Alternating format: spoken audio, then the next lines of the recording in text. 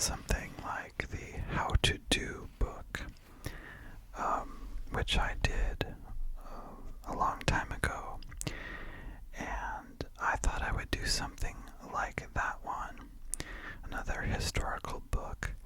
I do not have that book handy at the moment. I will try to find it again. But what I'd like to do is introduce you to another historical book of practical advice. This one was first published in 1731. 1731. And it is by George Fisher.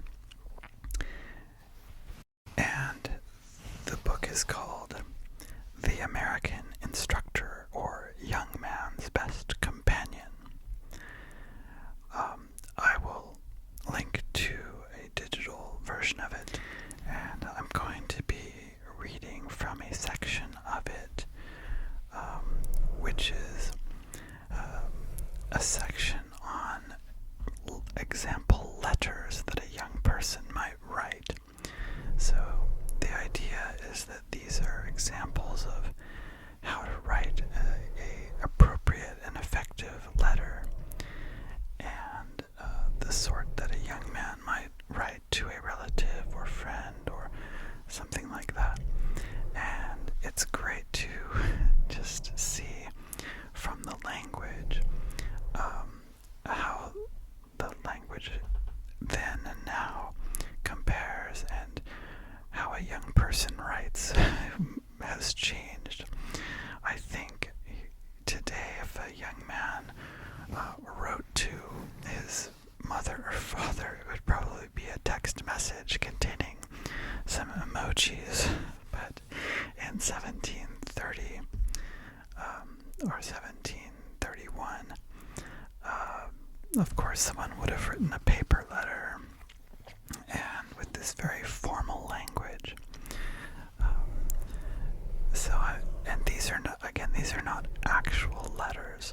These are example letters to teach a young person how to write letters in the correct style. And I think they're very amusing. So let's start with the first letter. If in the book, this is page 46. This one is called A Letter from a Son to His Father. The letter is dated at the top right, London, 4th December, 1768. Honored Father, with all dutiful respect, I trouble you with these lines to inquire of the good state of your health, of which I shall be extremely glad to hear, and to present you my most humble duty and tenders of filial and most affectionate service. I have not had the favor of any letter from you since that from you dated the 8th of October last, which I replied to very next post, and in such particulars as you enjoined me. I have sent you, sir, by Samuel Simple, the Pemsey carrier, a spaniel dog, which is an excellent, good one of his kind, and fit for the sport of your place.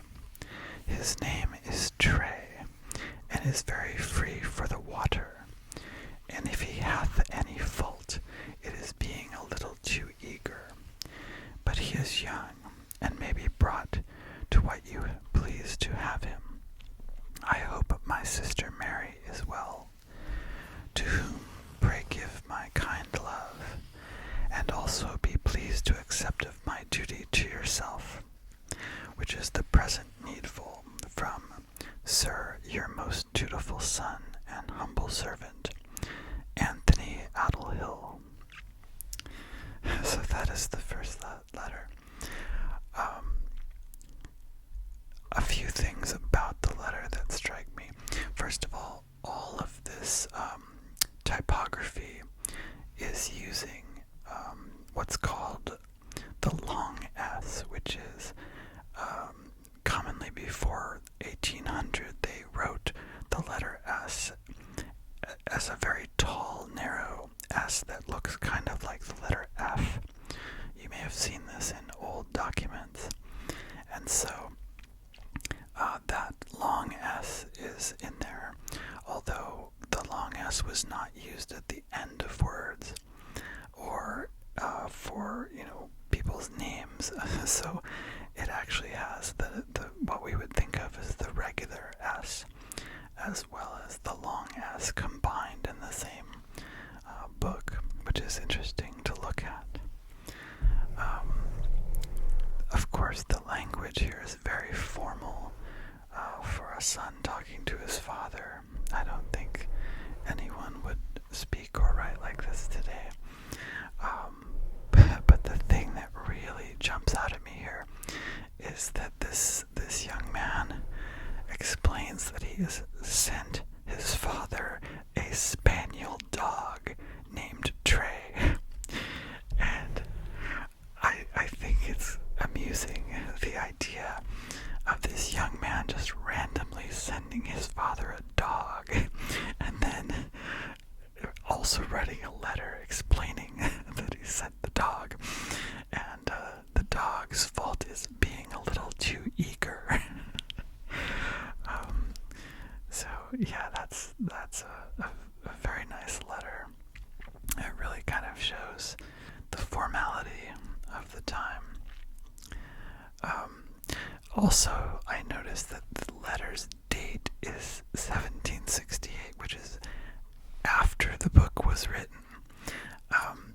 But I think what may have happened here, this is a republishing of the book in New York from 1770. So it seems like maybe they updated the dates to be more recent dates, so that it wouldn't look like the letters were from decades in the past. At least that's my guess. I don't really know. Now that we've examined this amazing letter from Anthony Addlehill to his father, let's take a look at the wonderful response from his father, who we learn is named Andrew Addlehill. Andrew Addlehill. This one is titled The Answer. It is dated the 5th of December, 1768. Dear Tony. Now I like the fact that in the first letter, Anthony Addlehill addressed the letter Honored Father.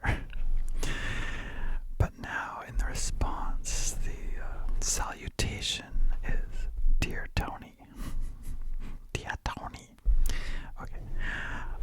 Dear Tony, I received your letter of the 4th instant, and I take notice of your dutiful respect and kind wishes for my health, which I thank God I perfectly enjoy at present, as I wish and hope you do yours. I received your present of the dog, but the poor cur was almost starved, having, as I suppose, had nothing on the road. But he is now in good condition, and hath been tried as to his mettle, and find he is a good one. I have sent you by the carrier 6 wild ducks, which Trey fetched when I had shot them. Your sister Molly remembers her kind love to you, and hath sent you a turkey and a chine of bacon, to which I wish you and your friends, if you invite any, a good stomach. With my blessing and prayers to God for you, conclude your tender and very loving father, Andrew Addlehill. P.S. We have a great many wild fowl in our level, so that you may expect another present of that kind in a little time. Okay, let's analyze this one. So, Anthony Addlehill sent his father a spaniel dog.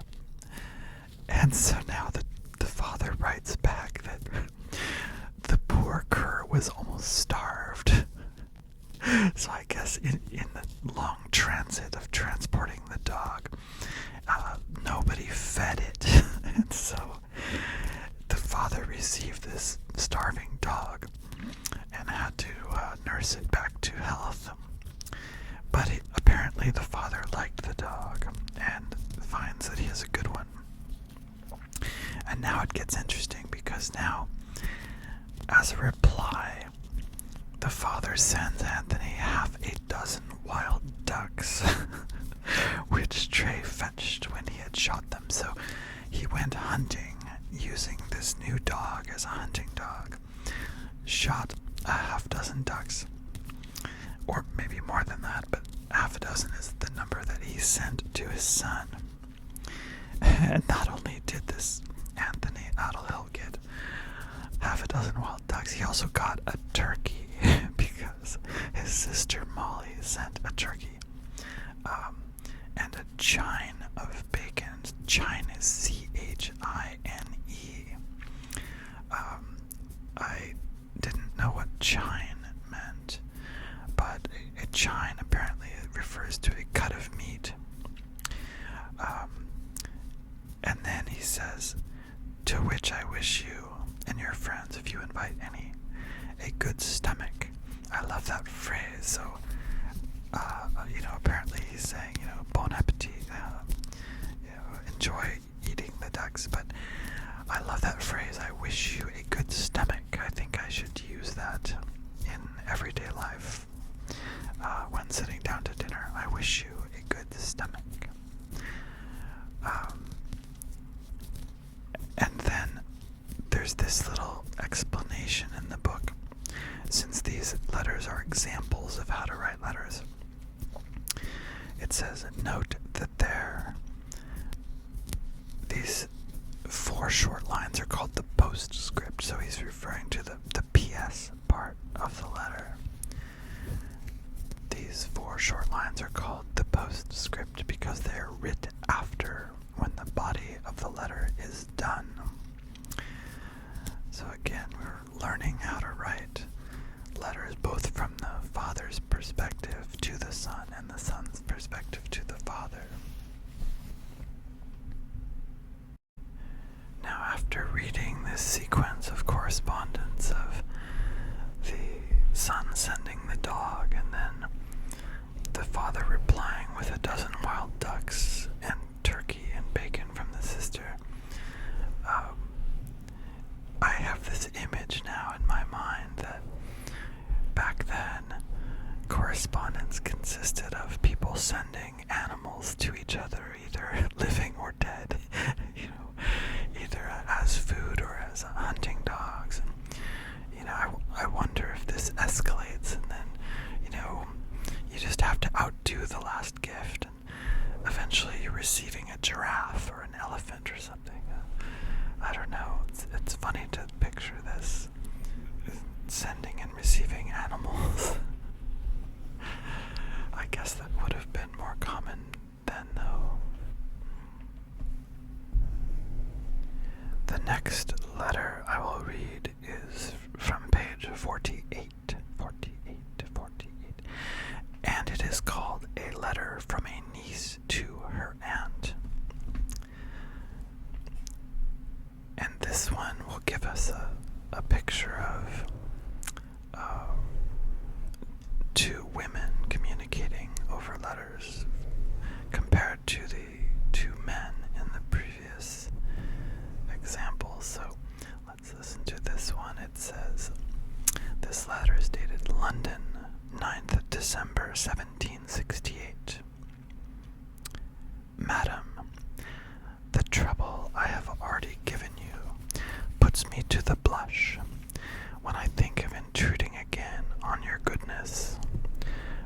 necessity that frequently puts us upon what we have not always a mind to, and forces us against our inclinations, is now the motive that induces me to be thus troublesome.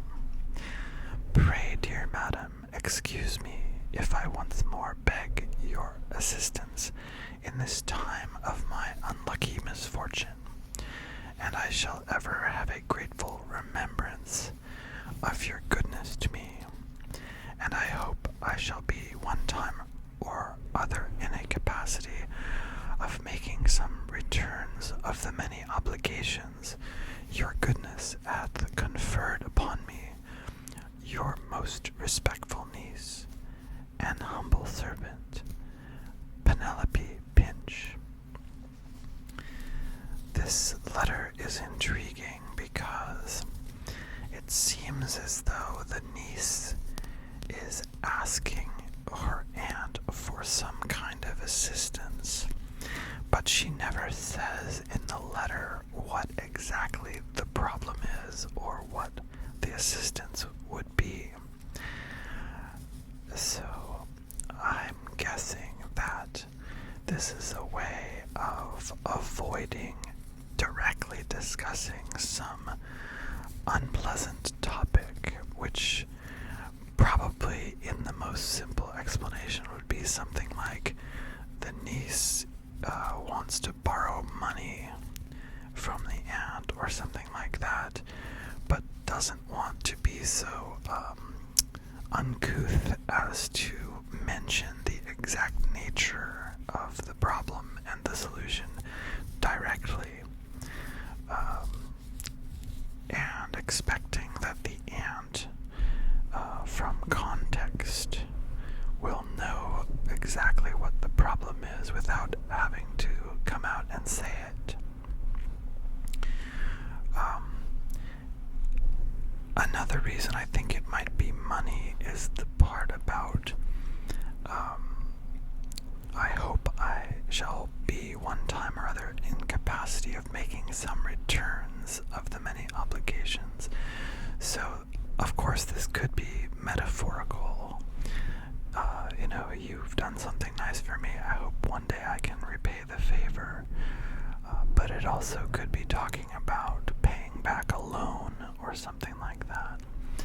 I don't really know. There's no way to tell what this is, but it's intriguing that the letter seems to go out of its way to not mention the specifics, and I'm assuming that would have been considered a better etiquette, to not just bluntly state some embarrassing issue, like the need for some sort of financial assistance or something. Let's note the fact that the name of the fictional person chosen here is Penelope Pinch, and this word pinch can refer to someone who is in a pinch, meaning that they are in need or in a jam, as we might say today, or at a critical juncture or emergency. The term pinch hitter in baseball comes from this, since a pinch hitter is a batter who's substituted in at a critical point in the game when the team he plays for might be in a pinch. And the term pinch also brings to mind the phrase penny pinching, or a penny pincher, someone who is frugal with money,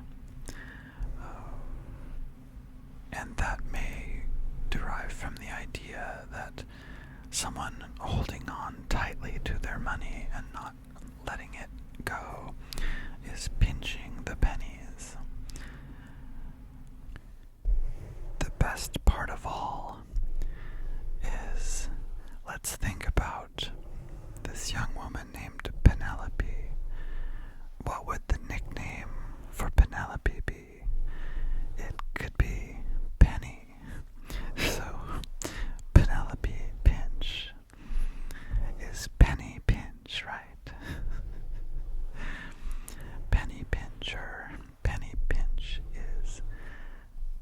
asking for help, presumably with money. So let's begin. This is a letter from a youth at school to his parents. London, 10th December, 1768. Honored Father and Mother, I received your kind letter of the 4th of November past, and also the several things therein mentioned by the Chichester carrier, for which I return you my most humble and hearty thanks, they coming very seasonably to the relief of my occasions. I begin to make pretty good improvement in my learning now, though at first it seemed alike irksome and hard, and I hope to gain the point at last for which you sent me hither. Pray, dear parents, accept of my most humble duty to yourselves, and kind love pray remember to my brothers and sisters, and to my quondam playfellows, particularly to Jacky Rattlebrains, and tell him I hope by this time he begins to be a little serious. This being all at present from honored parents, your dutiful son and humble servant, Nathaniel Sirius. Okay, let's take stock of this one. So, again, I'd like to mention some of the unusual way that this is written. So, when he uses the word though in the sentence, though at first it seemed alike irksome and hard, though is written THO apostrophe. I don't think I've ever seen that before. That's an interesting thing. And again, this is a instructional book on how to write letters, so that would be apparently a very normal way to write that. And again here it says seemed, but seemed is written SEEM apostrophe D rather than SEEMED. And then alike irksome is written A-like for alike. So we would probably just say like, it seemed like, but this says though at first it seemed alike irksome and hard. And then of course we have, I hope to gain the point at last for which you sent me hither. So hither is a word we don't really use anymore. Hither means here, but in the grammar of the time, hither was used with emotion, so sent me hither. Versus if something was already in a place, you would say, like, I'm staying here. You wouldn't say, I stay hither. And then it says, pray remember to my brothers and sisters and to my quondam playfellows. So quondam, Quondam. I had to look that one up. That is not a word that I had seen before. But quondam means former. So my quondam playfellows is my former playfellows, my former friends or playmates. And then I just love that it says, and to my quondam playfellows, particularly to Jacky Rattlebrains. So this young man's good friend and playfellow was named Jacky Rattlebrains. I don't know whether this was intended to be funny in the book or whether I just find it funny today, but I love that name, Jacky Rattlebrains. That's a great NPC name.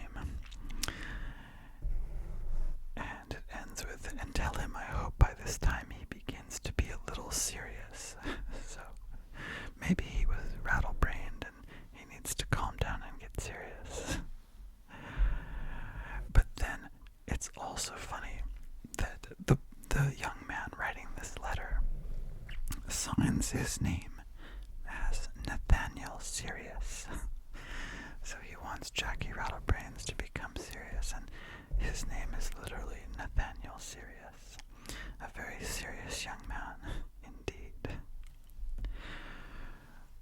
Okay, so I don't want this to be too long, and that will be all for this episode, but I love this book. I think it's full of all kinds of interesting language, all kinds of interesting perspectives, and I will do some more readings from this book and discussions of it. I hope you enjoy this. Again, I will link to this book in the description if you are interested.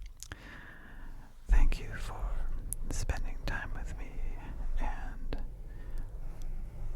learning about what a young man of the 1700s